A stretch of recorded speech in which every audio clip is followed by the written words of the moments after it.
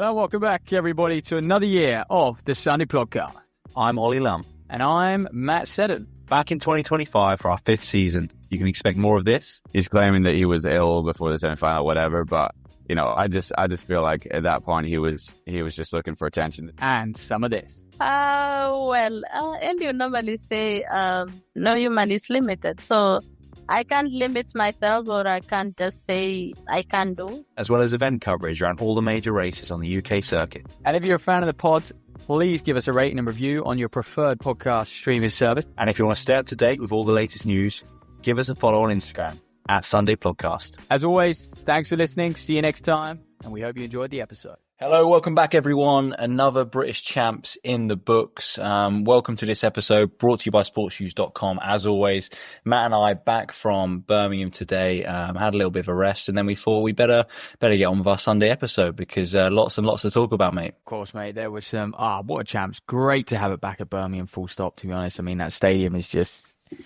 hey, look, Manchester's great, but it's just nowhere near as good as Birmingham, is it? You know, getting back in that stadium, crowd were, obviously there's a lot more people there watching. I just think, you know, access to it is just better, a bit closer for us selfishly, but, you know, just a really good operation, man. I just think that's exactly where you want a national champ. So it was great to be back there. I mean, that's the first time I was back at that stadium since 2022 Commonwealth Games. I was very impressed. So were you. We had some good seats as well, man. Yeah, I mean, I hadn't been there since we were talking earlier. We were talking this today about me and you raced a BMC there back in 2017, 2018. I think that's the last time I went over to Birmingham, potentially anyway. But yeah, mate, I don't know about you. I enjoyed it at Birmingham, but I think the car park's a bit of a faff. I prefer the parking up in Manchester, but can't have everything, I suppose. But mate, yeah, you bang on. Great champs, crowd was good, some drama.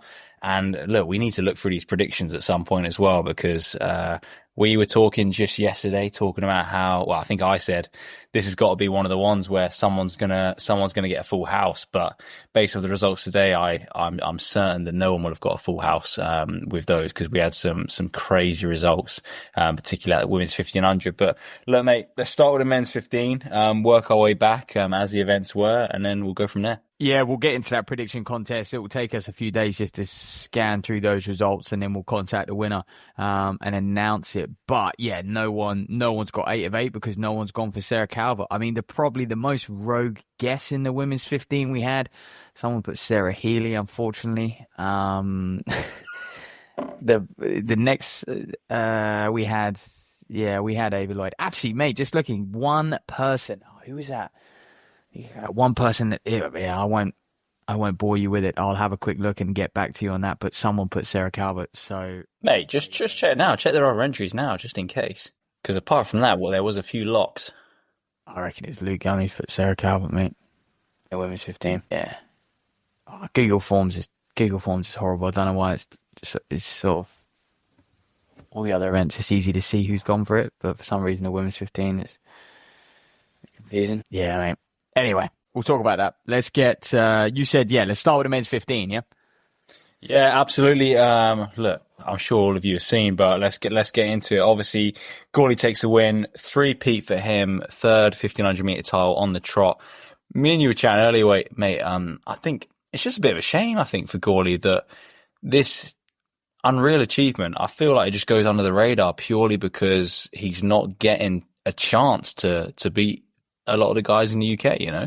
Obviously they have their reasons, but I think Gourley, you said it earlier, Gourley has won 3 1500 meter titles on the trot in the greatest 1500 meter period that arguably this nation's ever had, or well up there certainly. And it kind of goes under the radar. It does go under the radar, and you know, one of the reasons for that is he hasn't had to contest. Yeah, I mean, Whiteman pulling out during the week was unfortunate, but is that, you know, since the year he won Worlds in 22, he hasn't contested a British Champs.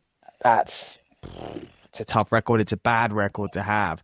You know, coming down with illness. And funny enough, we were just listening back to that Elliot Giles interview we got, and, you know, he was sort of making claims how he's run on a torn calf before and he's run with a chest infection. He said last year he ran with a chest infection. That's why he did the 800, not the 1500 last year. So, almost just alluding to the fact it would have been good to see people regardless of, illness is always a tricky one, right? Because no one ever knows quite how ill people are. But, and Gourley himself was disappointed, not to race Kerr. Kerr was there. He was in the 5K. And look, we get it. He's in a strength block. He has, he is someone who can challenge for gold. But it would have been interesting to see, just to see Whiteman in that race as well. Kicking with those guys. It's just for us as crowd as well.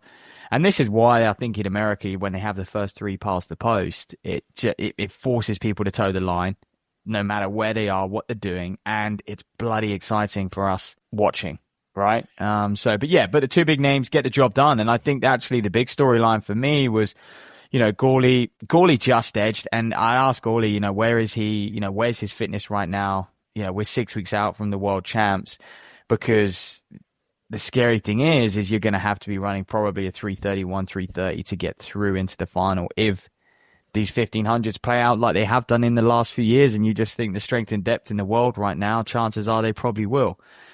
We'll get on to the US Champs 1500 result, but a polar opposite, this British one, and they closed in, Gourley closed in 52.9. That's on my stopwatch. So, yeah, it might have been, give or take, a couple points there. Perhaps he's run 53.0 or whatever. So a strong close from him. But the problem is like guys are closing like that off of a, three. I mean, the US Champs, their last 100, I know it's a different race. They're running 12.4, 12.5. I don't think we had Gourley's last 100 on this. But in the grand scheme of things, in a race where they're 208 at 800 and sort of 306 at 1200. It's a good close, but he worked for it, and he's only just edging. I mean, he finished 0.4 of a second ahead of someone like Sam Charrick, who, by the way, had a great race, and hats off to him because he led that out, got himself at the front, and all those guys who are Charrick's leveled, your Tom Keens, your McMurrays, your George Cooties. I mean, he's turned them all over, and it's because he put himself in pole position, and the only two could get by him, Giles and Gourley. Yeah, mate, and I guess he's only been beaten by the world class athletes in the field, right? So he certainly has earned that bronze medal, and excited to see what he can do in future years. But look, again, just a bit of a shame that we can't see all the talent we have in this country contest that race, because it really could have been 5 guys for 3 medals, and I think that would have been really exciting, and hopefully in the next few years, athletes have to, right? I think we all thought this was the year Whiteman was going to have to do it, because it had been so long since his world champs win that he wasn't going to have that, I guess, guarantee of getting the 3rd spot. But just the way things have worked out, we're presuming, right, that the only reason he didn't run is because he's been guaranteed that. I think that's a bit harsh on Mills. Personally, I know obviously Mills' best event's the 5, but I'm certain he wants to run both. And for me, if Mills is putting his name and saying I want to do both, then they should pick Mills over Whiteman in the 15. I disagree with that. The race has played out well for Whiteman. The fact that Kerr's the defending champion also aids Whiteman here as well. Had Kerr not been the defending champion, and there obviously only been 3 spots, then I think you do see Whiteman, because he has no choice, right? But there was an option there not to contest the 1500, and Mills similar, right? There's obviously he fractured his wrist or whatever he did at London Diamond League, so he wasn't there either. But both of them had that option. I don't think Mills. For me, look, Mills has a great time, but proven track record counts, and Whiteman has been able to do that. However, track record from when though? From when? Well, I think it's too long ago. It's too long ago, and my thing, look, I agree with you. If you pick the best Whiteman, if you're the best Mills, yeah, for sure you take Whiteman. But British athletics always go off times, and they love going off times. So for me, if this year they then decide not to go off a guy who's run super quick, it just goes against a lot of the stuff they've done in the past. And in this case, I think Mills has just shown a lot more form than Whiteman has. Yeah, he has shown more form, but however, all it takes is Whiteman to line up in a Diamond League and run 3:31, 3:30. I think the problem is, what the British athletics see good enough for Jake Whiteman to take him over Mills. I think the fact that Mills is going to be going for the 5K as well, they're going to look at it and say, mate, we're just going to put a stop to that double. Like, just focus on the 5K. Prove to us, you've proved at Europeans you get a job done. You've proved indoors you can do well. But like, let's see what you can do on a world stage, and just contest the 5. Because isn't the 15? I mean, I actually haven't looked at the timetable, but I think the 1500, if it's like the Olympics, and it has been for the last few years, the 1500 is before the 5000. So you'll have 3 rounds of the 1500, and then, you go and contest. Jakob always wakes up, doesn't need a morning after his 1500, and has to go contest the 5000 meter heat. I mean, and you just think, if Mills has to do that, he's gonna damage his chances in the 5000. I mean, you're gonna have to probably run, the equivalent of under 13 minutes to qualify in the 5,000. Let's be honest, he's only done that twice. So I agree. I don't think Mills should be doubling, but what I'm saying is it's not actually up to us, and it shouldn't really be up to British athletics. If the guy says, I want to double, and he's put himself in the, I guess, condition to double, and I think he has put himself ahead of Jake Whiteman, then I think you've got to go with what the athlete wants. I think it's different if it's close, but I don't think it's close. I just don't think that's a close call. Yeah, what's interesting is I think they're both gonna have to run a 1500, and the chances are they might both do it at the same Diamond League. Good, that's good, right? And then as long as you take the winner, that's fine. I think it's if they've already made ifs, buts, and promises prior to the race, which is what we anticipate has normally happened. Otherwise, like you say, you're like, oh, all it takes is for Wyman to get into one Diamond League, mate. All it takes is for Wyman just to line up yesterday and today, but he didn't. So easy to say that. Yeah, I wonder what standard British athletics will have in mind that they're happy with to take either or, and then give either Wyman or Mills a nod. But I guess we've digressed. We've spoken less about the race. I mean, it was just a classic British Champs 1500, right? It was very, very slow. The second lap was a 66. Things really slowed up there. Charig just kept it along being smooth. And what was interesting in both the men's and the women's 1500, you two athletes who went to World Juniors and produced some great results at World Juniors with some incredible last laps. I mean, Charig's last lap at World Juniors was low 50. I think he ran 52, 53 there. The same with, Sarah Calvert as well, getting the medal. So, you had two athletes who were sharp in those sorts of races, and the race played out, pretty much just like another World Juniors for someone like Charig. And so, yeah, to get himself on the podium, I'm talking about him because he's just 23 years of age. He's a year younger than someone like Tom Keane, who got an equal, it came down to thousandth of a second between them two. Also ran 3:47.42 for fourth. And then, the youngest in the field, George Cootie, was sixth, who we like the look of. He was looking good in the heats, and, he just got boxed in badly at the bell. And that unfortunately, that was his race. I mean, when you find yourself in a position he found himself in with 300 to go, he just couldn't get out. And when you got Gourley and Giles, kind of the couple guys who can get out of any situation in that race and still kind of eventually pull through, Gourley especially.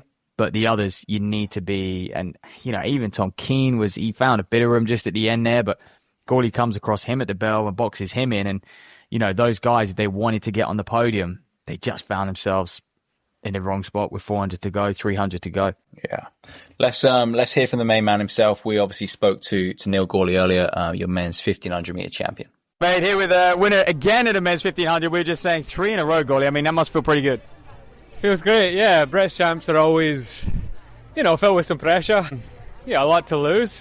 And like you say, winning 3 in a row is something that I never really thought I would do as a youngster. So that's pretty cool to say. Yeah, that was obviously the goal today. But doing it is another thing, and executing and getting clear of the last 50 metres was no easy task, but did it in the end. Little fisticuffs with Giles there. Yeah. Is it all good blood? Yeah, it's all good. Elliot, to be fair to him, apologised. We're all good. I don't think he realised how far to the right he was going. I'm not sure how, but it happened, and he apologised, and it's water under the bridge. It's all good. No Kerr, no Whiteman. Yeah. A little bit disappointed not being able to race those guys here. Yeah. I mean, the obvious sort of first thought is to be like, oh, well, that makes it easier. But no, I wanted to race these guys. Like, I'm starting to find my form in training just now, and things are starting to click, and I want to test myself against these guys. I'd love it if Josh was here. I would have probably made it a stiffer test from further out and maybe find a little bit more out about the fitness just now, but I can only control what I can, and I've got my own niggles and stuff I'm running through this weekend, and you just have to show up and drop my spikes and do the job, and happy to do that today. How do you think your fitness is now, 6 weeks out from Worlds? Better than it was a month ago. I felt like I had really consistent training, but it was all kind of strength stuff, and I'm finally starting to find a bit of sharpness. Finally starting to have sessions where I feel like the power's coming around, and with 6 weeks now to get it right, I think I'm in a solid place. Have you trained with Coach? Did you see his result yesterday? Did you train with him at all? I don't know. He's based in Kenya these days, but before that he was actually based with the sort of Baltimore group of Under Armour, so he never actually was in our group. But yeah, some run he had yesterday. Under Armour squad are taking it to a new level every year at the moment. But yeah, I have to admit I didn't see that coming. I thought Cole was going to win that one. There were a lot of surprises. But this event is just getting ridiculous. Mate, and just quickly, where are you lining up next? Have you got any races locked? I actually don't know. There's a chance I'll do the sort of Polish Diamond League in 2 weeks. But really I'd quite like to get back to Flagstaff and train. And just be based there until World Champs. So that is Neil Gourley.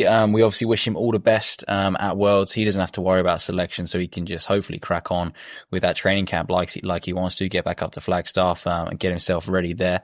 For me, I just hope Gourley can translate this to what I think we know he's capable of doing on the world stage, and it's just never really clicked for him. And I really hope he can just go this year, and this be the year that he really kind of just takes it to that next step, because I think he certainly, over the past few years, deserves that. Being kind of rubbing shoulders with people like Wyman and Kerr, quite regularly. And I think hopefully, it's going to be his time, to get near those medals, but it will be extremely difficult. Obviously, even just throwing the likes of Kerr back in there, and then the rest of the world. Mate, just before we move on to the women's 15, just a little word on USA's, because that was, God, mate, that was crazy across the pond. Hey, crazy across the pond. Just news coming in. The men's 800, right? Here's the 1, 2, 3. Donovan Brazier wins 142.16. PB for the man. Come on. He's back. The boy is back. I mean, he was back. You could tell this year he was looking good already, right? Second place, Cooper Lutkenhaus, an under 18, 42.27, gets second, beats Bryce Hoppel. Bryce Hoppel, 142.49. Josh Huey, 143.06 for fourth. Brandon Miller, Isaiah Harris. What? That is disgusting. A world under 18 record. High schooler. Let's Run have already put a tweet out. That's some crazy Jim Ryan shit, they said. That is some crazy Jim Ryan shit. I mean, yeah, we were just about to speak about the 15, but just in general, right, USA's has been ridiculous. So for anyone, obviously most of you guys listening in the UK who've not been paying attention, I would just go and have a look at some results, because you'll see some crazy things. You'll think that the results are wrong. It's really hard to find actual footage of the races. So if you can do, then please send it in as well. I've managed to find bits and bobs, but it's just people filming the crowd, nothing official. So yeah, it's on the men's 15 though. Happened a couple of days ago. Obviously, Cole Hocker finishing third, so just making their team. But athletes like Yara Nagus and Hobbs Kessler missing out, which is mental after the year those guys had last year. Look, I think we're in a world, and this is why potentially going into Worlds, Gourley, we probably want to see him run a bit faster this year. It did sound off the back of the interview, it sounds like he has had a few injury troubles. He's always nursing something, right? And that's why it's credit to him how successful his career has been with, the constant kind of on and off injuries that he has had. You can't front run a 1500 anymore. You look at what Nagus tried to do, and, what Jakob has tried to do and failed for the last few years. You look at the level that the game is at now. Everyone, I think Nagus would have gone into that race at the US Champs and would have gone, look, Ethan Strand, NCAA star, has a great close, has only run 333. I can run a 330. I can front run a 330, and I'll run the legs off the guy. Can't drop him, Jonah Koech. Can't drop him. You can't drop Cole Hocker. So you can't drop Hobbs Kessler because he's ready to go run 3:28 as well. So, Nagoose, I mean, it's a shame for him, but I just think if you want to win or even medal now in a 1500, at USA's, yes, possibly even at British Champs, stuff like that. But someone like Kerr could probably get away with front running British Champs. Even then, I feel like he would be there to be shot at if Gourley and Whiteman and stuff are at their best. But on a world level, I don't see it. I don't see anyone being able to be successful with that tactic anymore. Well, yeah, we saw Mills try to do it in London, and he ended up with a fractured wrist. So, I mean, but you could see that. You could see that one playing out as well. Like Mills wasn't going to win that race, no way. That's what I mean. Yeah, he's fallen. He's gone down because he's gone off too hard, and he's hit lactic. With a crowd of people around it. Yeah, exactly. I mean, with that in mind, I think we might see some slightly different tactics at the World Championships. I think, look, and even now it's getting to the point where you look at the heats and you look at the semi-finals, and if they do what they did last year, where it's like, top 5 to go through or top 6 to go through and there's no fastest losers, it's still a case of, because it's a heat, what are they going to do? Go and try and run 3:29 in the heat and burn people off? I still don't think you do it because people are just ready for it. And what's more, well, that's it. And the goose isn't going to be there. Jakob is a maybe around like what his form's going to be, right? So you're like, who are the natural front runners? Yeah. Stu McSwain's not what he used to be. If he's even doing it, I have no idea. Kind of. I mean, right? You would probably say someone like Nagoose, but he won't be there. That's what I mean. Yeah, has tried at the front every now and again, but you've got guys who can run incredibly fast. I mean, Habs is has enjoyed doing a little bit of front running on a Diamond League. The Diamond League front running is very different. You have zero to lose. I mean, Jakob's shown that year after year, and I actually think, and this is why I think Whiteman should be picked over someone like a Mills, is because I think at the World Championships, surely the race is going to have to be run. It's going to be a bit more tactical, surely, because if you are a big player and you decide to go to the front, I don't think you win. Even, I mean, you could see a world where someone goes and runs 3:26. I think they're going to have people queuing up behind them. Well, I think the difference is, like, they run 3:26 now. We're not thinking, this one athlete is the greatest of all time on the same level as El Garouge was when he ran 3:26. You're like, well, if Kerr ran 3:26, you're thinking, well, Cole Hogger's capable of 3:26, Jakob's capable of 3:26, XXX athlete is capable of 3:26. That's the difference. The problem is you just can't gap someone now.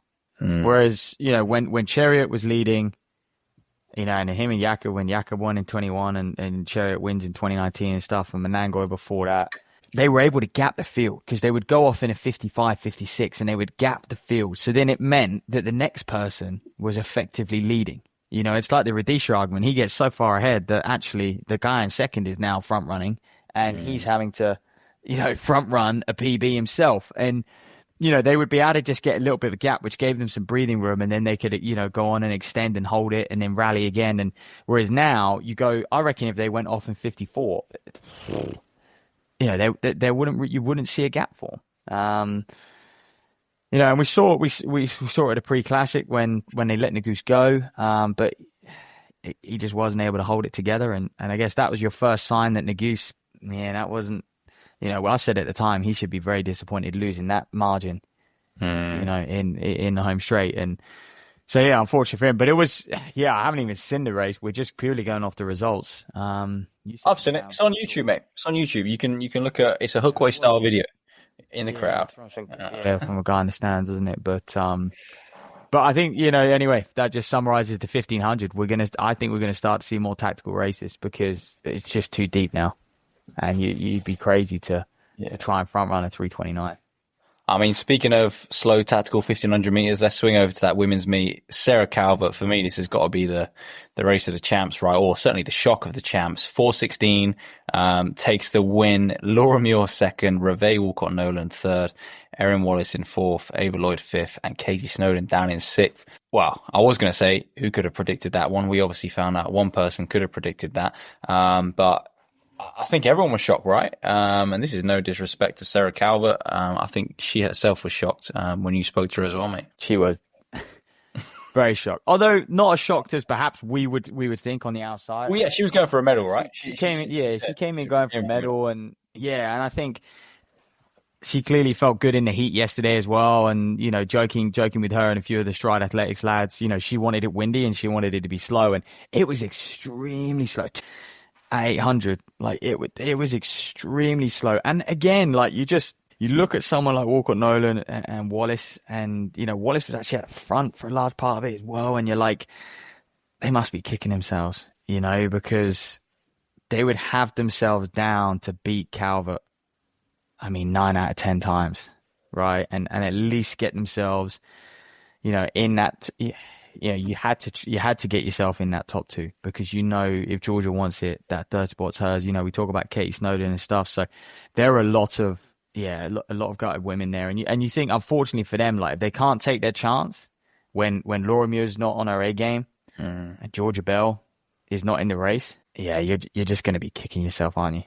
Yeah. And you know, you start to wonder, like, you know, they'll learn from it, I'm sure, but yeah, but I think it stems down to as well, is going in, just like the confidence with how they've been racing and stuff like that. You know, I think you had a couple of athletes. Wallace is having her best season to date, but you know, someone like Walcott Nolan, Katie Snowden, they're not running as well as they were last year, and they'll know that, and that's why, you know, you just didn't see them run as confidently or as aggressively as perhaps they would have done in previous years, when they know they're in that sort of 350, 358 shape. You know, someone like Snowden's gone a lot quicker as well when they're really, really on their A game peaking, because again, you probably could have, it was a bit like the men's 15, like it was slow up until the last 300. You know, someone in previous years, Muir has been the one who has pushed it on from a bit further out and dragged, you know, and just blown the race up a little bit, made it a little bit more of a true run race over that last 600. It didn't happen. And when it doesn't happen, you leave yourself, you know, vulnerable, and someone like Calvert comes and sneaks it. You know, I hope she can go on now and try and chase that standard. Yeah. That's it, right? That's the key. You have to run a big PB, but when you beat people of that level, you've got to be confident that you go around that time. And, you know, I think Luke Gunn has done, she credits a lot of her success to Luke Gunn there, because, you know, an athlete who, you know, she alluded to was just a little bit on and off with injury, and, you know, she's now fully transitioned to Luke Gunn. Literally, it's been 12 months. That's it. And she said, you know, she's just been going from strength to strength, confident building. And I think the big thing is peaking at the right time. And Gunny's got her to do that. Yeah, and let's listen to that interview with Sarah now. Sarah, congratulations. Huge result. I spoke to the Stride boys, actually, and they said you wanted it windy and you wanted it slow. You got both of those things and you got the win. I mean, how does it feel? Yeah, no, it feels amazing. I like it when it's windy, because no one's going to go off the front at 63 seconds or anything. So yeah, no, it feels incredible. I couldn't believe it when I crossed the line. Look, you've been a challenger for quite a few years. You know, you've been making finals. Yeah, last year I ran 4:12, the year before I ran 4:10. What changed this year specifically? Because World Juniors was obviously a great result. Yeah, so last September I started working with Luke Gunn. I was in a bit of a slump, like I'd been in the same setup for a few years, and although I'd been making sort of slow progress and like little jumps along the way, I'd had so many injuries and just not much consistency.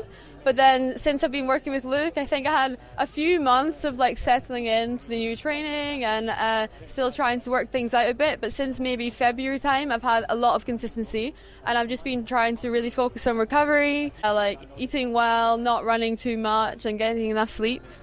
What changed your training then from getting injured a lot? Yeah. Just drop your miles with Luke, or what changed specifically? Honestly, I've tried to think about this. It's hard for me to say.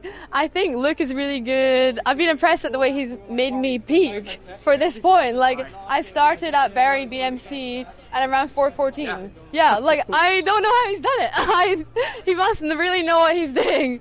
I just sort of like, I trust him. I see what he puts on Training Peaks, and I just try and get each day done as well as I can. Yeah.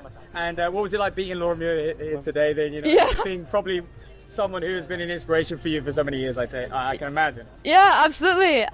Yesterday she said, well done at World Unis, and I thought, oh my goodness, you noticed? You're such a star. I'm just like a normal runner. But she's been an inspiration to me for years. Like, I've been watching her, all her races, yeah, it's great to run against her.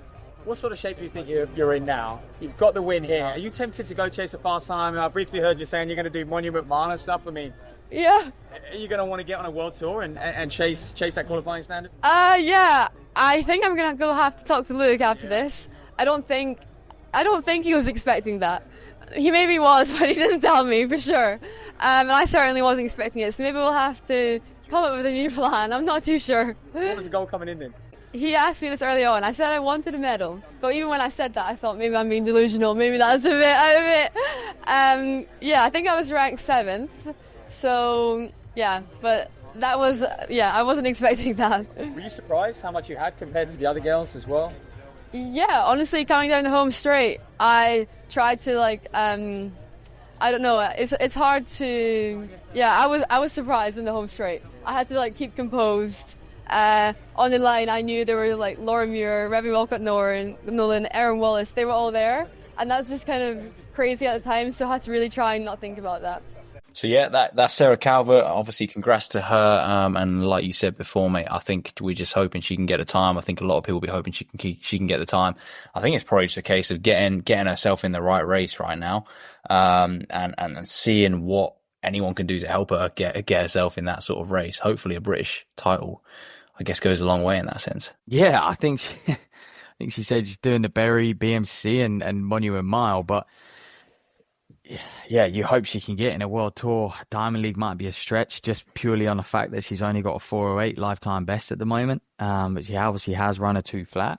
But yeah, we'll see how she develops. But yeah, I think what's exciting, and you always see it at the British champs post that Olympic year, you start to see a changing of the guard when you're looking sort of those just sneaking onto a podium. Obviously Calvert is a champion now, but those sorts of new faces that we're seeing, and we're seeing new faces, from that sort of 4th down to 8th, more people just starting to feature, and they're going to become very prominent over the next couple of years. You sort of look at that men's 15 as well, Tom Keane on the cusp again, Charig, Kuti, these sorts of people, you're like, you know what, over the next couple of years, we're probably going to see them start to get on the podium once they're on, obviously Charig's on it already, but once they're on the podium, then it's like, they have the opportunity to win at any point. Yeah, and they've got lots and lots of time now. They have, they're all young 20s. I mean, what's Calvert, 23? Calvert's 24, I think. 24. So, yeah, plenty of time to kick on. Make a Muir. Mate, I was actually super impressed with Muir, to be honest. It's weird it's weird for anyone, I feel like, saying, I'm really impressed with Muir when she's come second in a race, which is just in kind of the high regard we hold her over the years. But actually, like you said before, mate, I think she's always been the one kicking from a long way out. And actually today, knowing that she's not at her best, she had to change the tactics a bit, let it go super slow, and then be there when it counted. And she was, her last 100 was strong. Obviously Calvert's taken her down, but she did what she had to do. I don't think she should have been going into it thinking, I want to kick really hard in a 4:16 race. I just can't think that Laura Muir would want that kind of race. It just doesn't seem like her strengths at all. And I think she's only going to get better, right? I don't think she's going to go to the world champs and really challenge for a medal, but I think she's going to go there and put in a strong performance. Probably make a final just because of her experience, and I think that's just credit to her and her career that she's still able to do it. She looked like she was enjoying it, and I think that's the main thing. Yeah, what's mad is Muir still ran I think she still ran a lifetime best last year, didn't she, at the Olympics? Which is what's mad is despite how good her career has been, she still ran one of her fastest times ever, if not a PB in that Olympic final. I'm pretty sure she ran a 3:55 or 6, or maybe it was at the Worlds previously. But she's obviously with Muir though. She's her times are almost tainted by the fact that she's run in the kind of pre-Super Shoe and Super Shoe era. You take Laura Muir's best ever year. And you're like, well, she's running way quicker than what she ran last year. If they all had super shoes then, and the races were paced in the same way. Oh yeah, mate.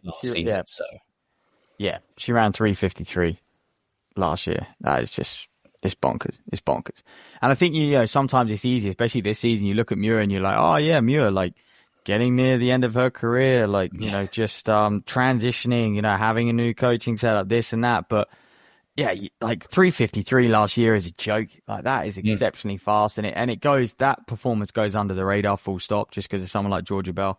And yes, Muir's 32, but the way the game's going, we could see her in LA, and we could see her still kind of at her best. I think the big thing for her is just, can she stay injury free? Because the problem is when you start to get consistent injuries at her age, it's like it just takes you longer to build back up. And if every season is like she's having now, where she has to have quite a slow approach, you have to go do some low key BMCs, and you go through a period of opening up your season when you're running, 408, 404, even 402, that sort of thing, and then having to like build through, that's tough. Muir wants to be on the Diamond League, racing regularly, getting in those fast races, and competing against those girls, because it's just what she does. It's literally just what she does, right? Like, yeah, it's and you just need to get used to racing at that level again, and which she's no stranger to anyway. But yeah, I think it was for Muir in that field, it would have been easy for her to to probably come outside the medals. Yeah, just to tap out of that, like so easy. She was coming in. But I think this is where Muir, we talk about, Walcott, Nolan and Wallace. She just, little fox in the box, came through on the inside and like just kind of knew, didn't she? She just had that little bit extra, coming down the home straight. And I just think that's her experience a little bit, as well as her fitness and stuff. But they clearly made like quite a bold move, the other two, and they couldn't quite see it through. Yeah. I mean, what do you think the selection for this one, mate? Because I feel like there's a few headaches, right? Obviously Muir's going to go. You've got Calvert's going to go if she's got the time, but that's a big maybe. I mean, there's a world, right, where Georgia Bell runs the 800, doesn't want to double, that they then take Snowden and Walcott Nolan, despite the performances today. Because Calvert doesn't have the time. That could happen. Yep. So it might not be like doom and gloom for those two, and then they still could have. I know, yeah. And that's the. It's so hard as an athlete, right? For them now, they don't know, and they've just got to almost like train. Well, the difficult thing for them is how do you prepare for the world champs? Because that's the biggest thing. When the world champs is 6 weeks away after the trials, you want to be locking in what races you're going to do. You want to be planning an altitude camp. There's things you need to get in order. And the problem is when you don't know you're on that team until the end of August, it's frustrating. It's very difficult to sort of plan. So that I imagine they're just going to have to get in races and just prove themselves and prove their fitness, to be honest. Yeah. The pair of them. But British athletics always pride themselves on picking a team who are going to go there and are going to go make a final and, this and that. So we'll see what they decide to do. They might just go, hey, we're going to take Muir, we're going to take Georgia Bell, if Georgia Bell wants to do it. But yeah. I mean, someone who does know, they might not even field a team. Yeah, it's true. Mate, someone who does know he's on the team, Max Bergin. Stellar performance from him, 1:43.92, which is very close to a championship record. Windy today in Birmingham as well, so that was no easy race, and he took it out hard, didn't he? Kind of 25 through 200 into the wind, and then 50 through the bell, and it just blasted the field apart. Right, we saw some absolute some bodies out there. Really unfortunately for Ben Patterson, coming in ninth place as well. It really wasn't. I don't think the race he wanted, won that quick. We spoke to him as well, and it seemed like he had some kind of stomach issues too, but, I think, just not his day today. It's unfortunate for Patterson, and I think, it's going to be, talk about headaches. I mean, that's a real headache, that men's 800, because, you got two guys. I mean, Bergen was just classy. Like, that was just the guy just, 1:43.9. Anyone there in that stadium would have noticed it was breezy. Like the conditions weren't amazing, to go and run fast. And he's just destroyed the field. And look, Crawken and Botterill, mate, huge running from the pair of them. Those two, by the way, the oldest in the field at 26 and 25 as well. But yeah, both of them running 1:45.5 again in those conditions. Like if you think Bergen's second in a bit off his best in those conditions. I mean, and these two were the unfortunate two who raced that 790 meter race in, I was going to say Geneva, Austria, or wherever it was. And, you know, they went out, they raced that 800 and it was short, you know, and they both thought they'd got a standard. And you're looking at them and like, there's two athletes there who are clearly capable. You know, they've beaten a bunch of guys who do have the standard. And this is what I said about Hussey, you know, at the London Diamond League. I mean, he got in that race and look, if you can't run the standard at the London Diamond League, you're probably never going to run the standard. And, yeah, and he was able to sneak it. But, you know, he's been beaten today by Crooken and Botterill, two guys didn't. And I wonder if they were just a little hungrier. You know, everyone really wants to get on that podium today, but they just positioned themselves well. And I think they potentially had the least to lose in that race. They weren't overthinking it. And they probably just, you know, and sometimes that helps, right? It also helps when Bergen takes it out fast like that. And you got to feature early. Like for me, Davies was just, you know what Bergen's going to do.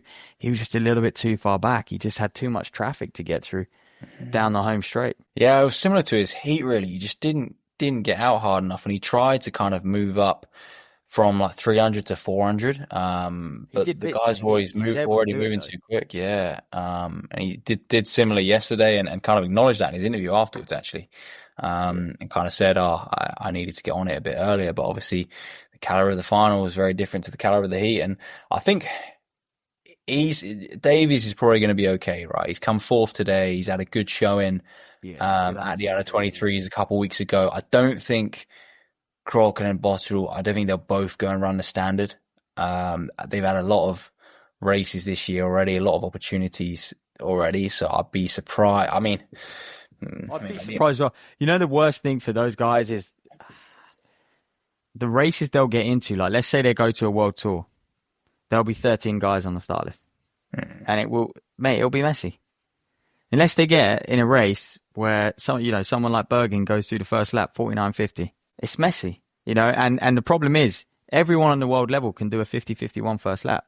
So you just have a massive group, and it's a bit like British champs, you know, it's messy. And that's and that's the difference between, you know, a normal world tour, BNC, etc., and a London Diamond League. I almost feel like those boys would be better off if they turned around to, you know, I don't know, Hendo in Leeds or, you know, wherever they think a fast track in this country is. They turned around and said, look, let's get a time trial. You know, let's get a time trial, but limited numbers. Mm-hmm. We just want, we want to feel the. We just want us two in it. Yeah. And 5 paces, right? And they're going to drop out. Do you know what I mean? Like, if you got the means to, I mean, like, get it done. You know, to be fair, you know, they're going to have opportunities. They might go do it in a world tour, and we hope they do. They've come consistently close, but, you know, even I remember watching Botterill, you know, he finished behind Jake Wyman, didn't he, at the meeting out in Italy a few weeks before champs, and around 144 there, again, just missing a standard. And that was another good run from him. You know, he still had a few bodies to go through. He came a little late, but it was near enough a perfect 8 that you wanted. So, yeah, they're going to have to find the right race. I think that's crucial because they're probably only going to get. The nice thing about an 800, you could race every week until you get it, like 0 to lose, right? They may as well. Well, especially Crooken, because Crooken was in second, so the minute he gets it, technically he's on that plane, right? But yeah, it was a masterclass in Bergen. We expect nonetheless. We didn't get to catch up with any of the 8 guys. I don't know what happened. They all seemed to, they just didn't come through the mix zone, except Patterson. You know, basically the podium guys didn't come through the mix zone, I should say. So unfortunate for Patterson after looking so good in the heat, but masterclass in Bergen, Crooken and Botterill. Is there still a chance for Patterson? Is there a world where he goes and runs a standard, they take him? Do you know what? There is a big chance for Patterson now because you've got Davies, Hussey, Jonas, Dodds, those guys who have the standard finished outside the medals. Yeah, they finished outside the medals. And so I think they look at it and they go, well, look, credit to Patterson. Ill on the day, horrible stomach issues, turns up, still races, still toes the line because that's the right thing to do. And yeah, it didn't pay off, but, you know, his credentials, third 2 years ago, and he, you know, and again, he said he's going to race in Budapest, didn't he? So, you know, he's got an 800 coming up. But had Davies, Jonas, Hussey, Dodds, any of those come second and third, I think they look at Patterson and they go, unfortunately, it's just not to be this year. Yeah, and that's fair enough. He's got a chance. He's got a chance. which is exciting for us in the next few weeks, but stressful for these athletes. So I do feel for them in that sense. Mate, over to the women's 800. Georgia Bell she's just ridiculous, right? The way she moved up on that back straight, it's just too easy for her. 28 last 200, mate. 28 last 200. Yeah, she's world class, mate. You know, we're talking about someone who might go on and might go and win gold at the World Championships. You know, you'd expect that. If Keely was in this race, you would expect her. To dominate. She's a 352 runner, so 156 to 800-meter runner, and you know, without being harsh, I think she's just a cut above the opposition. Riki's not at her best, and Boffy and Ives, you know, great athletes, but again, you know, they're not the world level that even Riki and Bell are. So I would expect Georgia to look amazing, but I think what's probably a little bit worrying for Riki is Georgia put a second and a half on her not looking like she 200 meters in 200 meters, and I think that's that's probably a little bit worrying because What does Riki do though, right? Because I keep thinking about this. We know Riki's got so much. She's got so much talent, right? She's there's that as well. She's got so much talent. She's got like a great CV in the sport already. She's fourth for the Olympic Games, brilliant PBs. Okay, she clearly thrives in a fast race where she doesn't have to worry about positioning, whatever. She's just on the rail and she's just got fast girls in front of her and she's just running fast. Like, take London Diamond League last year when Keely smashes it. She runs a great time, whatever. Okay, when I think Mo's in the race back in Tokyo, smashes it, comes fourth. Really unfortunate not to get a medal. But when the race doesn't play like that, is there anything she can do, or does she just have to accept I need someone else to make it a quick race for me to have my best race? Yeah, probably. I think, you know, Riki is determined. You know, we spoke to her after, you know, she's got a lot more to give to the 800. I think she believes she can get back to her best and really start PBing again. Yeah, just haven't seen, I don't know if it's a confidence thing or, you know, she's just haven't seen the same Riki that we used to. You know, like you said, that bold, aggressive. And look, it is easier to run those 800s when someone takes it out. You just got to get on the rail. You just got to follow. You know, Riki is she does always seem to run on the outside of lane 1, 2 for me as well. Like sometimes when perhaps like she did that again, you know, Boffy led and Riki, you know, found herself on the shoulder of Boffy just the whole way. And you look at Georgia Bell and her tactics. It was like, okay, well, I'm just going to tuck straight in. You know, it was a blustery day out there, and then she moved hard down the back straight. But look, athletes, you know, they can't be hot every year, right? And they can't be on top of the world every single year. But you look at the women's 1500, and you know, potentially there is an opportunity for her there. I mean, she's still making teams over the 800, so why would you move? I guess, you know, that's her argument. I've still got a lot more to give, and I'm still, you know, the second best. It's taking someone who's probably going to podium at the World Championships. But, you know, you look at the women's 8, and obviously, yeah, there wasn't Phoebe Gill, there wasn't Keely Hodgkinson. You know, there could be a scenario, both of those back, where Riki doesn't make the team if Georgia Bell fancies it. But as for, you know, Izzy Boffy, I thought that was, you know, she attacks that first 200, finds herself in the lead, and Izzy Boffy's someone who likes to charge at the end. You know, she likes to be overtaking people, and so I was surprised to see her lead that women's 800. And then in the end, that probably cost her the bronze because it was fine margins between her and Ives anyway. And, you know, it was those two were fighting for that bronze medal. It probably cost her as Ives was able to be a lot more patient and just get around Boffy. Ives could have beat Riki today by the looks of things. I don't know why she's checking her shoulder in the last 20 minutes. I was like, what? It's almost like she just checked, make sure she's got third. Happy with that. You know, if she watches that back, she might go, what was I doing? Yeah. I had Riki there. Because if she had Riki slow in, Ives is moving. Yeah, I mean, if she had Riki, then it's just a case of just getting out there and racing for the next few weeks and getting that standard boxed off, which she's probably going to be very, very close to anyway. There or thereabouts, certainly. And I think also the confidence of second place at the British Champs, that says a lot as well. So, yeah, shame for her, but obviously British Champs bronze, nothing to be sniffed at. Let's hear from Georgia Hunter-Bell. And Matt did ask her as well how Keely's getting on. So listen out for that. Georgia, congrats on the win. I mean, firstly, very impressive last 200. You must be confident.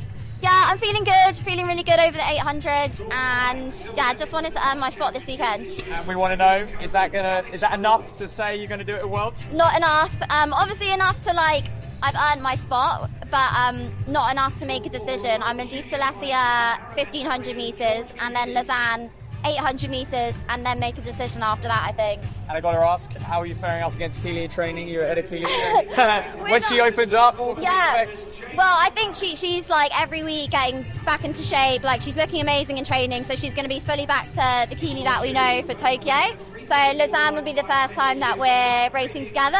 So yeah, it'll be a good race, don't miss it. Are you our closest rival? Don't know, Daguma maybe as well. I think honestly it will just be a really good race.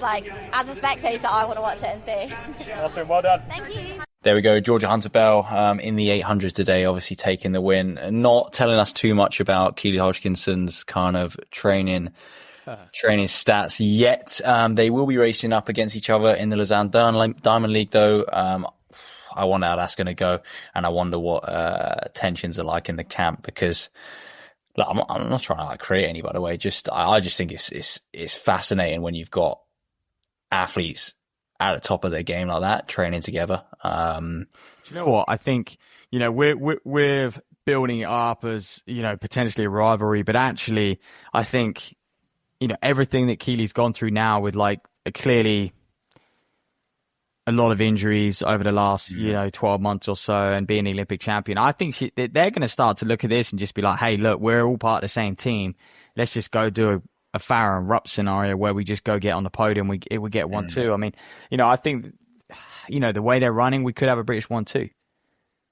Yeah. You got Daguma, you got Sekadizo, you got some great Americans, but they could go there and have a British 1-2. And I actually think if Keely's going to lose to anyone, she'd like it to be Georgia. And so, but don't be fooled. I think this is probably seeing Georgia run as well as she's running, and I think that's going to be fueling Keely as well. At the end of the day, she is a bit of a ruthless competitor. You don't win an Olympic title with your name. Yeah.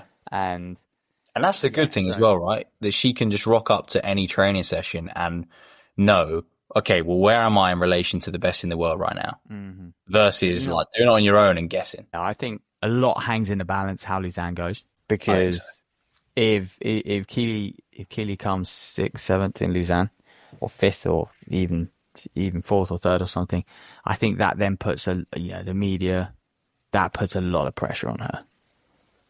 And that will be, but however, if she goes and runs and say, let's say Georgia's the only one who beats her in Lausanne, I think she's going to be like, brilliant. Look at me. Yeah, if I can do that first race out, then right where I need to be. Yeah, or if she even goes and wins, man, her confidence will be sky high.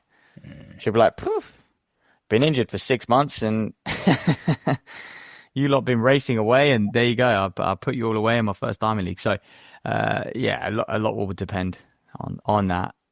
I personally think Georgia should do the 800. She's shown, I think one of the reasons doing British Champs today is even that race today for Georgia, Carl Hocker alluded to the fact that he thought his US final he was treating it like a prelim. So was Georgia Bell. That for her was a bit of a prelim. She was just getting in the pack, moving. Go on, give me some US Champs results. Speaking of Carl Hocker, takes the dub. Hocker takes the win. Fisher second. Nico Young third. 13:26 for the win for Hocker. Let's find some split times. Lookity Hock, mate. Last K, mate. We literally said that today, didn't we? Oh, wow. God. Fisher 2 silvers. Who would have called that? So Fisher and Young both will double in the 5 and the 10. I still back Fisher to get the job done at Worlds. The reason why, the guy's doing 22-mile long runs at 5:30-mile pace, heart rate 130. He's putting them up a couple of weeks ago, mate. I mean, this guy's in a serious strength block. Is Hocker going to double? Whoa, he's got a standard. That's the thing, and again, Hocker, he can go do it because the 1500 is first. So his baby is first. He can go defend that title, and then the 5K is a bonus. And I think that's why he's done it. Mate, if Hocker declines, though, they'll take Coupeteer unless Drew Hunter goes and runs that standard. Because Coupeteer's come 5th, but he's the 4th guy with a standard. So he's going to be in his ear in that house. Obviously, the guys living together, I'm pretty sure, are training together anyway. 51.6. I mean, this 51.7, that last lap, like you said, I mean, that is ridiculous. What's the last what the 100 splits, mate? The US champs, they just do it right, don't 12.6. Cole Hocker's last 100. He said in the heats it felt like a 3:37 race. He wasn't wrong. 52. I mean, even 52.8 for Grant Fisher's sickening. Like, that is serious closing speed. It looks like Fisher took this on, mate, because he went 58 the penultimate lap, whereas Hocker went 60, 51. Whereas Fisher's gone 58.9, 52.8. Yeah. Hocker ran 12.8 for 100 from 4.8k to 4.9k. Yeah. Hocker's gone from 7th to 1st in 200 meters. It's a joke. Nico Young was leading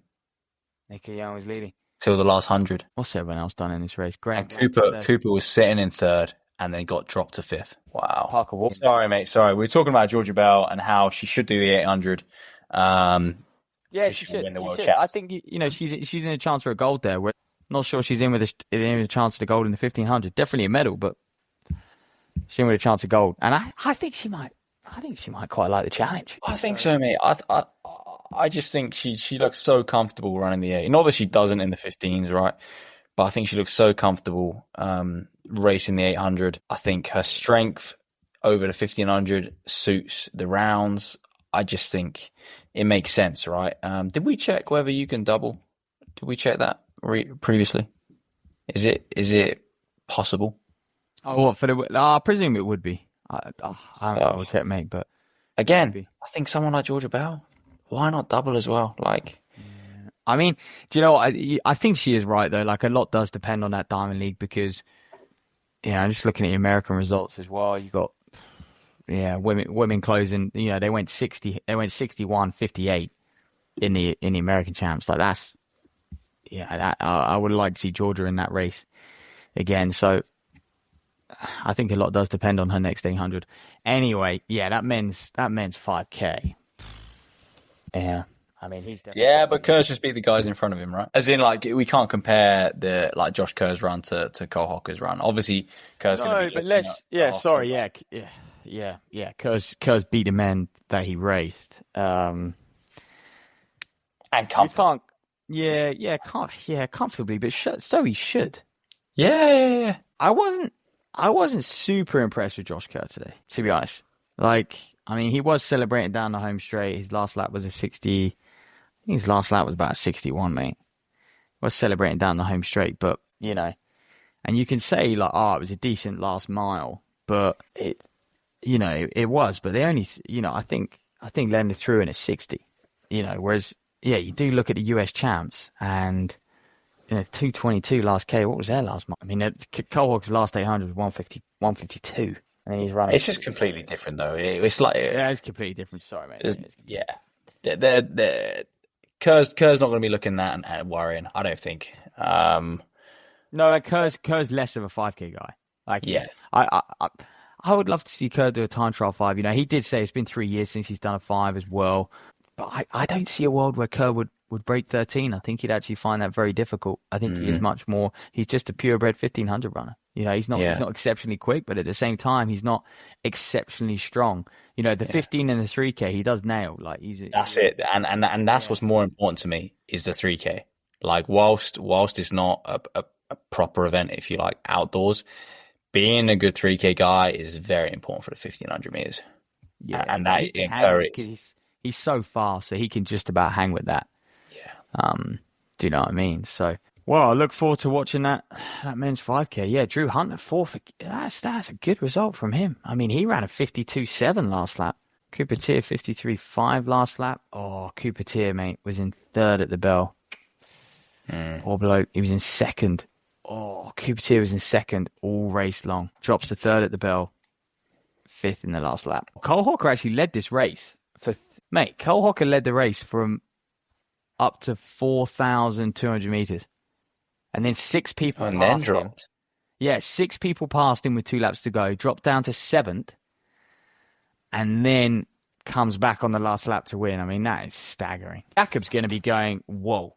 Jakob can't run a 51 last lap. We'll see him, he's training. But this year, Jakob, with looking at Cole Hocker there, I mean, oh my God. And you've got Grant Fisher and you've got the Ethiopians.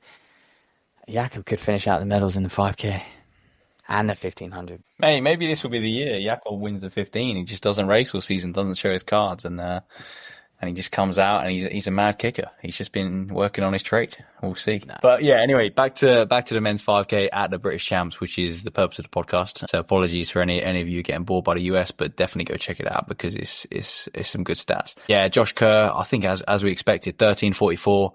The race, I mean, a few guys hit the front, tried to move it along a bit, but it's just not enough to hurt guys like Kerr. And obviously, fair play to Roy Leonard, had a bit of a crack with a mile to go, made it interesting. Kerr followed him straight away, separated themselves, and then we had a bit of a crazy race for third, to be honest, but it ended up being second. With Jack Kavanagh actually coming past Rory towards the end of the race, but we probably had 6 guys, kind of Wheeler brothers, Barnicoat in there, McCluckey, and Kavanagh all shooting for that bronze medal. But yeah, Kavanagh absolutely smoked him, to be honest. Mate, I mean, huge run from Kavanagh. Comes in 13:49 PB.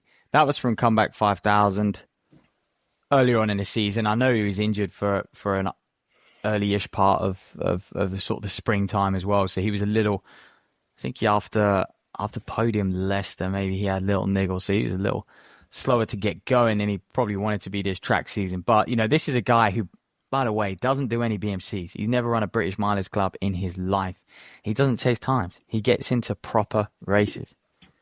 He gets win after win after win. He runs 14:02 for 5,000 last week. Completely fronts run that at the England Champs. And it comes through for second today. Like, just huge. No one would have called that. Ran the National League record, by the way. Front runs a 7:58 in a National League. He's an interesting guy. And you know, it's an interesting setup. You know, they're doing a great job, him and his coach. And they are just slowly, you know, but surely just chipping away each year. They have a very, very long-term approach. Even when, you know, I was sort of speaking to these guys 2 years ago, and Kavanagh at that point was just sort of picking up a few sort of wins at local races, and sort of doing park runs and stuff. And even then, you know, they had a long-term plan of, yeah, we're building a massive base right now, then we're going to move to threshold, then we're going to lay on the speed, and, you know, they haven't done any altitude training or anything like that yet. So, you know, I think this is a guy that you're going to see certainly over the next few years if he can stay injury-free. Yeah, just really turn up. And once he starts getting out to your Belgiums of the world and starts getting some faster races in him, you're gonna start to see times that you would expect to see from a silver medalist at British 5,000 meter championships. That being said, it was one of those races. You know, I kind of you look at him and you compare it to Rupert in that steeple early season. Do you remember when he runs 8:01? Mm. And it's just like the whole field, because Leonard blew it apart. And I've got to give credit to Leonard for blowing that race up, because it was ballsy. And do you know what? The British Champs 5K, you know, any race at the British Champs, it's all about turning up on the day. And usually people, you know, probably 90% of the field aren't at their complete best the day of the British Champs. And they struggle. And, you know, I think Leonard knew that, and he knew that, look, if I put a quick lap in here, I'm going to blow this field apart. And it was crazy. Within a space of 300 meters of running 30 seconds, the whole field was just all over the track. You know, after running 67, 68, 66s for 3 and a bit K, and then one hard lap, bang. You know, everyone was all over the place, and it was carnage out there. And it paid off for Leonard. But it meant that the field strung out, and you had the likes of Kavanagh with men to work at going through into that last lap, and then he sees Leonard fading as well, and you know, so I guess, you know, things kind of played out for him in that regard, but you still got to get the job done. This is a guy, by the way, who full-time teacher, stopped in January, went full-time athlete, got a bit bored, I don't think really enjoyed himself, and now he's just started to pick back up a little bit of work again. He's still not full-time, but he's working. And yeah, he feels like he's got the right balance now. So, and just 25 years of age. And what do we make of the others?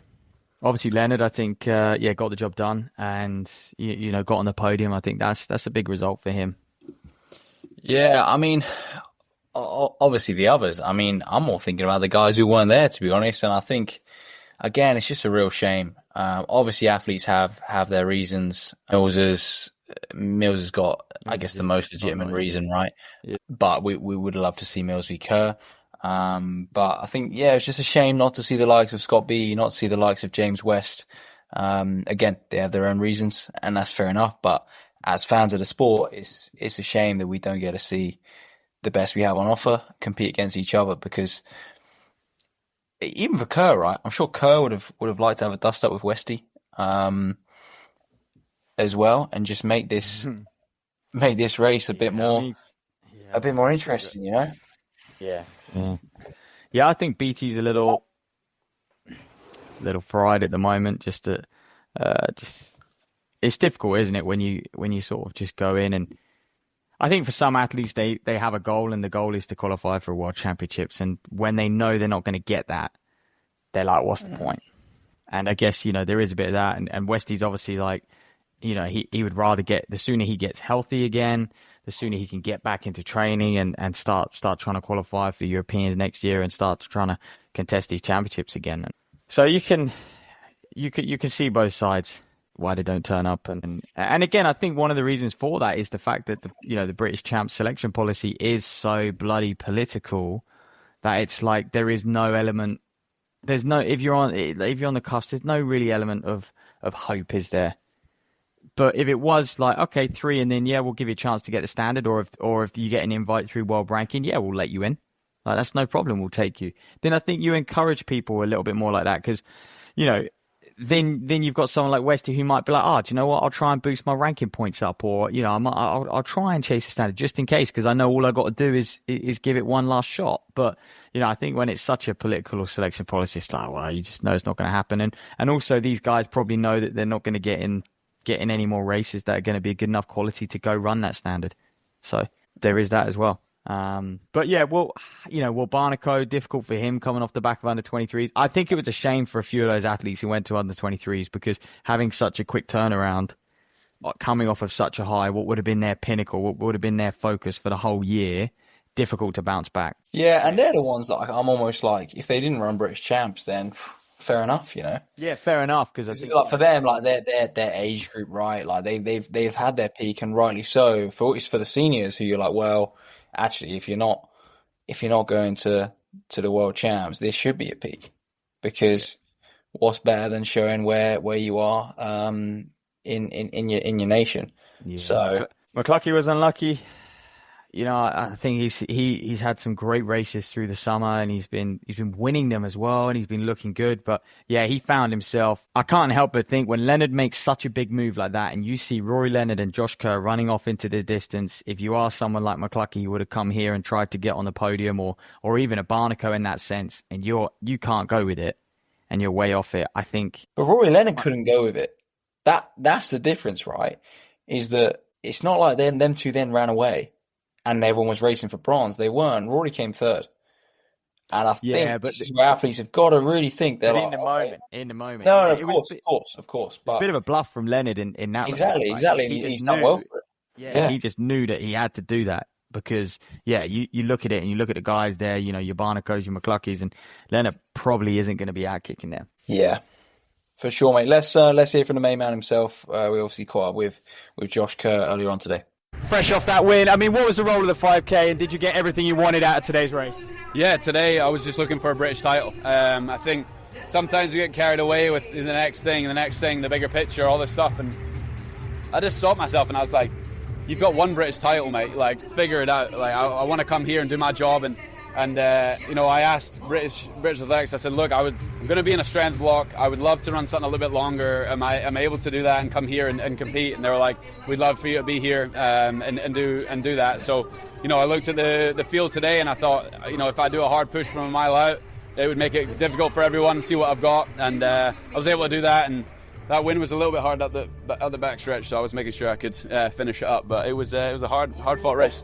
Yeah, I was going to say, how hard was it? Because Rory pushed on for you, didn't he? So you had a little bit of help there, but you're waving to the crowd on the last lap. Was it quite routine, that? Yeah, I think it was it was a funny way to do it. Was just I waited for him to run into the wind twice and then try to put the hammer down, and I could feel him maybe even talking to me on the way by, like, mate, come on, slow down a little bit. But it was hard. It was hard last K or so, and it was enjoyable. I think I haven't done something like that in a while, and the 5Ks haven't gone my way recently, so it's been nice. And I just quickly got to ask, did you see the US Champs results over the 1500? What do you make of it? How much attention do you pay to sort of results coming out from these national champs this weekend? Yeah, look, I love watching those races. I think they put some great entertainment on. I think we all really enjoyed watching it. Just shows how difficult this sport is. It doesn't matter who you are or what you're doing. You have to have your head screwed on straight for this stuff. And front running a 330 is not easy. Josh Kerr, the 5K champion, that's something we've not heard before. Is this a hint that you might be moving up distance in the future potentially? No. Don't fancy it? Do you guys care enough about the 5K? No, it's too much work for not enough payday. I say that, but you know, these guys work hard. This was a hard race over the last mile or so, but at the World Championships and the Olympics, I think it's not enough bang for your buck. I think I'd be going straight up to the 10 or to the roads after this. Yeah. And why did you decide not to do the 800 this year? To stay on my feet, really. This is a new vest for me. I took it out of the closet this week because I had a big blue mark down it from last year. But I did enough 800s this year to make me feel like I'd have enough speed. I just haven't run a 5K in about 3 years, so to get ready for the rounds, it made sense for me to run a 5. Yeah, I mean, it's not. You know, I'm only able to run this, you know, once a year. You know, my sponsors aren't massively pleased with me running in this vest, but you know, I get my club fees paid for me now that I'm a loyal member, so it's I feel very lucky for that. Commonwealth Games coming back to Glasgow next year. Is that something you've got your sights set on as well? Definitely. I don't know how many more years we've got the Commie Games, so you got to make sure that you got your sights set on that a little bit. So that's the plan. And that is Josh Kerr, 5,000 metre title to add to his collection. Confident as ever, and look, I'm sure he'll be doing what he needs to do going into the World Champs. 6 weeks of super hard training and getting himself absolutely locked in, which is what we love to see. So obviously, mate, what are his chances, right? Is Josh Kerr your favourite to win the World 1500 metre title? No. Or mate, Cole Hocker. Cole Hocker is my favourite. You know, I said it after the Olympics last year. I just feel like the guy is so good at racing. He is fast enough that he can live with any pace, and he has the best when he is in peak form, he has the best closeout of anyone. And he's arguably probably the best peaker.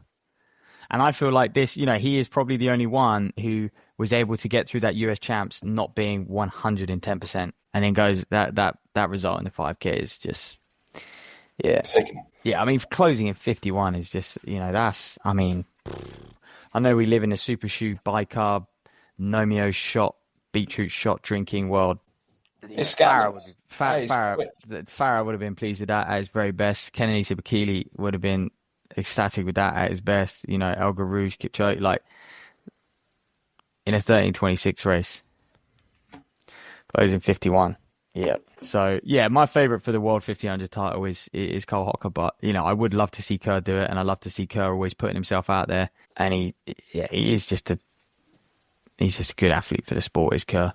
Despite the hate he sometimes gets, I think he's top class.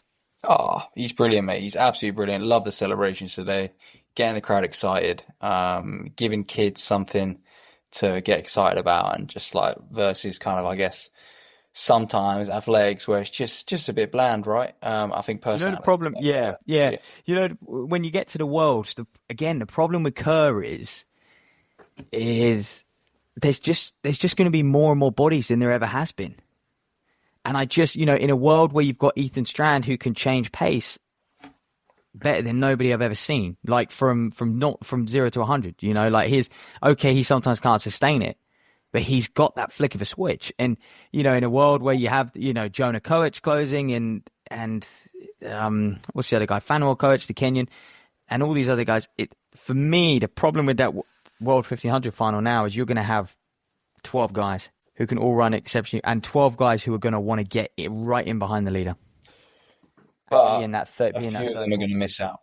They always do. So, a few of them will miss out on the final because of how hot the semis are going to be. So, and Kerr last year had to go wide on the top end, and that cost him. In previous years, that, you know, when he beat Jakob at the Worlds, it was okay, but when, you know, now more and more people are featuring, it's such fine margins. Anyway, men's steeple, mate. Then we'll get into the women's 5 and the women's steeple, which are obviously on Saturday. But men's steeplechase, Phil Norman gets a dub, Zach Seddon in second, and Mark Pierce third, man. And just good to see. I mean, we spoke. It was a good race, and we should shout out Tom Chaston as well. Studying over in America, like this guy looks, he was hurdling well, looks like the real deal. He's run a low 8:30 this year. We've got a couple guys, that, again, this men's steeple was a field that, I guess, Battersea wasn't there, and I guess the 3 favourites are there, but actually it is an event where we're starting to see more and more men knock on the door of 8:30. We got Tommy Bridger, he could pop a great steeple next year. Imroff is right on the cusp of 8:30. Competing over in the NCAA, so is Chaston. I think in the next 2 or 3 years, we're really going to see more and more guys run in and around that low 8:20. And hopefully that will then push people to go below 8:20. And it's an event which is actually slowly getting deeper and deeper and deeper. Yeah, it is, mate. And I think the 3 guys at the front, we can thank for that. Like, obviously, great stat from Jeff Wyman today saying Zach Seddon's 10th medal at the British Champs. I mean, it is quite something, and people like himself and Phil Norman making teams, despite I guess not really getting the support or the belief that you really want from your governing body, and despite that, going to an Olympics, making teams, consistently showing up at the British Champs, getting medals, are what is inspiring these guys to come through. And that is why hopefully in the next few years we will see full teams again in a steeplechase. Like sixth place to ninth place on the rankings this year, under 23s. 11th place is an under 23. 12th place is an under 23. Is an under 23. 17th is an under 20, right? We've got so many under 20s, under 23s up there on the steeplechase rankings. The future's brighter, but I think it's important to thank the guys that came in the top 3 today. They're not going to go to World Champs this year, but they've been doing it year after year, and it's bringing the guys through, and they put on a great show in terms of a race for the spectators today. Yeah, I mean, you say they're not going to go Worlds this year. They won't go Worlds this year, but they might do. Never say never. We hope they do. But I think it's more the mentality that they've all got now. Like, I think, they've been going at it, and I think it was quite a stressful, high octane environment. There's a lot of pressure on it. There was a lot of, I think all of them are just trying to constantly prove something over the previous few years.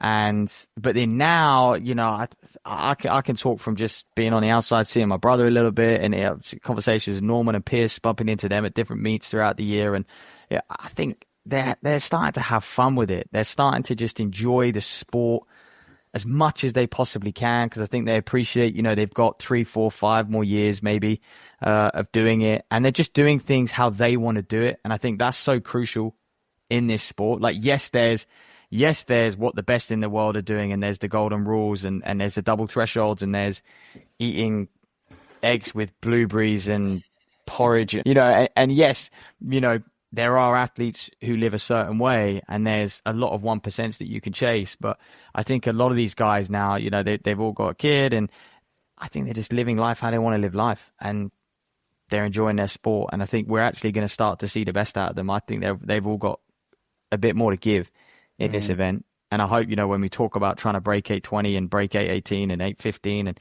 get down there, these guys, hopefully next year, with the excitement of the Europeans, they just get in the right races and start to, continue to enjoy it and just build on what they've done this year, and maybe pop a big one. Because to be fair to them, they closed in 59.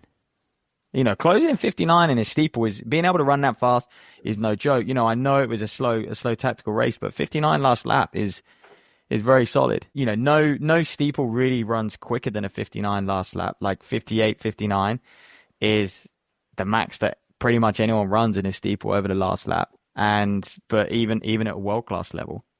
But obviously, they're obviously just moving a lot faster. But the fact that Pierce was leading out, it was windy. I wouldn't mind betting. It's going to be great to see them next year. Push on. It was a good race to the wire. So, Yeah, that's the main. Yeah, I hope they can, mate. And yeah, bang on. Europeans is a good opportunity coming to Birmingham, 2026.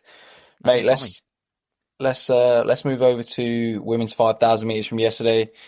Hannah Nuttall takes the dub again, 15:46. Anything different from what we expected? Melissa Courtney-Bryant missing Megan Keith. Don't really know what's going on there. Obviously, Keith focusing on the 10 anyway. I think depending on I don't know why Melissa Courtney-Bryant wasn't there, but it seemed like a great opportunity for her to kind of finish in the top 2 and make a team, but for some reason or another. Yeah, she might get that 3rd spot. India Weir will chase the standard. Obviously, she's going to have to put herself in a position. It's good close from Weir, because obviously she's not as quick as Fitzgerald over 1,500, but, you probably do look at her physiology a little bit, and you look at, Fitzgerald and Weir, and you probably say Weir, although her 1,500 time's not quite as quick as Fitzgerald, she's probably in a flat-out 400 quicker than Fitzgerald. And that was basically what that women's 5K was. Nuttall squeezed it for a little further out, 800 out, 600 out, that sort of realm. And I think Nuttall will be really pleased with that, because that was a commanding victory. She did dominate a little bit. And, at the end of the day, she put 2nd and a half, almost 2 seconds on Fitzgerald. So, an athlete, they're very, very similar matched, aren't they, when it's an all-out 5K. So, yeah, for Nuttall, she'll take a lot of confidence from that, because it was a fast last lap, and you're going to need to be able to close like that on the World Championships. Unfortunately, you just have to close probably off of about a 14:50 pace instead of a 15:45. But look, big achievement. That's her first team, right? That's her first big achievement for global. Yeah, outdoors. Yeah, that's a big achievement to go. And yeah, you've got to get there. Another athlete who into her sort of late 20s, you're like, she's in her prime now. Like, let's go. The next 3 years could be really, really good to Hannah Nuttall. The way she's moving, not only her, but the way Elise Thorner is also moving, and the way that group is moving. They're clearly thriving under Helen Clitheroe. Hats off to Clitheroe, because she is doing one hell of a job with those women. Yeah, she is now taking care of our best endurance runners. Over 5,000, over 3,000 meter steeplechase. Yeah, and then you throw in the likes of Westy, who, as we know, at his best, can be right up there. Yeah. On the men's side. So. Yeah. And look, Fitzgerald, for me, just didn't. I mean, she needed to do something in that race. Yeah. I think they pick her. I think she's going to go anyway, right? I mean, God, she's going to go to Europe. She's supposedly down to double at the Europeans, 3,000 and 5,000, right? European under 20s. So, yeah, I think they do pick her. The fact Millie Courtney-Bryant wasn't there, I think, Hannah Nuttall, Fitzgerald, and possibly Millie Courtney-Bryant. Yeah, unless, India Weir gets a standard. But, it's tough. It's just tough to find a race. And it's so different. It is tough to find a race. I mean, talking of races, look, you got the Order Gem next week. I found there. Men's 5,000, right? Nicholas Kip Career. He's a 12:49 guy. Also known as Kemeli. Louis Grijalva is doing it. Oscar Chilima, Ugandan's a 12:50 something runner. Adrian Wildshoot, you know how quick he is, little South African. Mohammed Ishmael. You got 6 men sub 13 minutes. You got a Frenchman 13:02. I mean, sub 13:10. You got 19 people. Henry McCluskey. Wait, when's McCluskey run 13:10? Maybe that's the time he put down. Did he run 13:10? Double check that, mate. But you had James West in there as well. Darren McInerney, Nick Greer. It is stacked, actually. And in the women's 5, you talk about races. You'd really want to get in that race. Look, who leads the way? A couple of Ugandans, 15 minutes. This is the problem. It's just that's just not quick enough, is it? When you're trying to run under 14:50, you think Belgium would be an opportunity to do it. It's just not. Yeah, and it's a India shame. India is actually in this race. Yeah, she's entered for Belgium next weekend. But, with the fastest in the field in 15 minutes, you're going to be off the front by 15 seconds? Yeah, it's not just off the front by 15 seconds. It's trying to run a PB is 15:35. So she's worth more than that for sure. But of course. The way she handled it today, but it was just, it's just so much slower.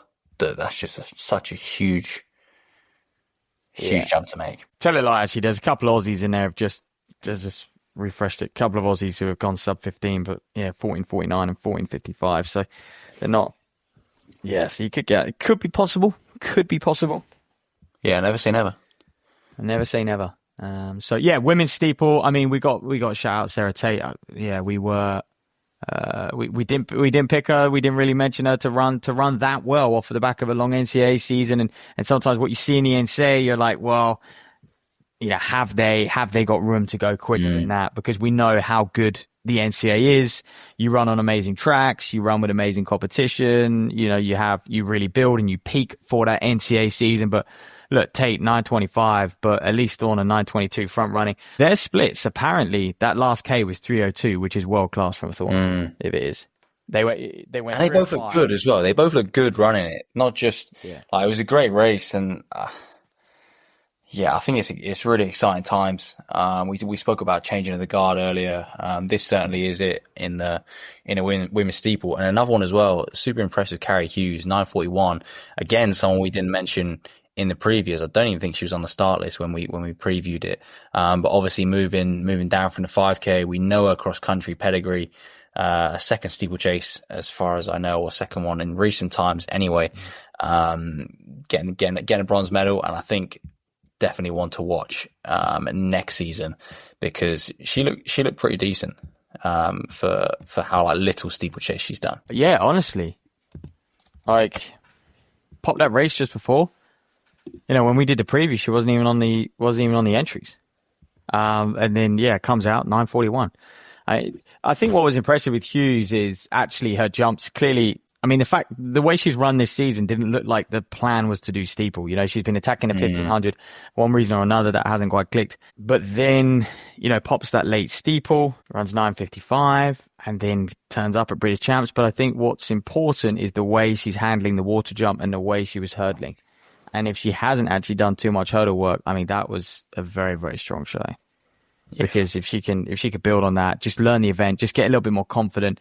It was one of those ones where she was with Thorner and she was with Tate for a large part of that race. She was losing a little bit on every water jump, and she was just having to sort of surge to get back onto them. And I think, it did slow in the middle there a little bit, gave her a chance to sort of just get back on and always be sort of in contention. She did fall apart a little bit in the last K, but she's only going to get stronger. And I think sometimes in a steeple, that strength just comes with that basically just ability to handle the 35 hurdles. That's it. Because the running strength she has, obviously second in Liverpool back in November, you got to think if our men's steeplers were finishing second at Liverpool, you'd be thinking, wow, they are ready to go, Yeah. So I just think it's exciting for Carrie Hughes and for the women's steeple. I think she could have found her event there. I think, and it makes sense for her to move to the steeple as well.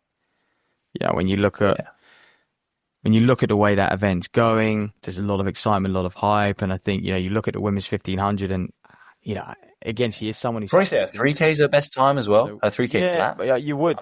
Now she's on 406, 844, 1519. I think the only worry is she is someone who suffers with quite a lot of injuries. So hopefully she doesn't get injuries off the back of really trying to push and prepare for that steeple. But I think we're going to talk about seeing her in another race. I think we're going to see both Tate and Hughes in another race this year. But 9:22 championship record, stadium record for Elise Thorner. Scratching Lizzie Bird off the books, mate. But good closing speed from Thorner. It was a 3:02 last K. A lot of it was done in the last lap. Very, very strong last lap. And again, I think she's starting to now think ahead to the World Championships, and she's going to need to run, close to a 66, 68 last lap to come to Worlds. So nice little tune-up. Nice little tune-up for her, mate. I mean, that's British Champs. I think, we got to look out for that Belgium meet next week, because I went through a few of those 5K entries. I mean, steeple's stacked as well. You've got loads of people in that to look out for. Both Zach and Pierce are doing that. Norman's not in there, but both of them are in there. And you've got a bunch of guys who have run 8:13, 8:15. how many you got sub 820? Yeah, you got 11 guys sub 820. So it's going to be a fast race out there in Belgium on the steeple front. Just have a quick browse at the men's 1500. Oh, yeah. Good field in that. Archie Davies is doing it. 334. Archie Davies might not even be in the A race. He will. He's 14th. But Sam Charig is doing it. Can he improve on his 335? Cam Boyek. A lot of guys you raced today are out in Belgium running that at Callum Elson. Yeah. Mate, what do you make of just actually quickly, both 1500s, qualification, first 4 and 4 fastest, weird. Oh, it's just wrong, isn't it? But at the same time, the athletes know what the qualification is, and there's athletes in that first heat yesterday that should have just taken closer order and made sure. Yeah, on the whole, like, why are we doing that? World Athletics have moved away from that. Do you know what I mean? I think it would be all right if the whole sport was still on fastest losers. But actually, it's weird. Like the world has moved towards less of it, if not none of it, and then we seem to have then regressed on a domestic level, which just makes no sense. But I do think for the level some of the people were, aka people like your Adam Foggs yesterday. I think there can't be any excuses. You just got to take closer order, and you've just got to make sure you're in the top 4 so that you can perform when you want to. Like it'd have been wanting to compete for medals today. So yeah, tough. It's tough, but yeah, hopefully learning, and it won't happen again. Yeah, at the end of the day, though, I do think if you can't finish top 4, 5, in a heat, yeah, it's so much of a muchness, isn't it? You don't deserve to be in the final. Hey, look, I just want to say, Hussey, Bottrell and Crauken are all in Belgium next week, so look out for that. Women's front, who's in the 800 for the women? Boffy and Calvert. Calvert's going out there doing the 800. She might change plans, see if she can get herself in that 1500, to be honest. Which, like, Ives and Ava Lloyd were doing the 1500 from a British standpoint. Hey, mate, that's the Mammoth British Champs review. Hey, look, we spoke up with some great guests. Spoke with Hugh Brasher recently. Spoke with Harry Wayful recently. What a story, by the way. He held himself well in that British Champs 5K, the 35-year-old, 7:47 over 3,000, breaking that British record. He has an incredible story, so he will probably be released next week, will he, Lam? Yeah, he will be, mate. So yeah, look forward to our kind of usual guest episodes, but we hope you enjoyed this bumper episode. We've loved the British Champs this week. We've loved talking about it as well. Thanks so much for listening. We'll catch you guys very, very soon.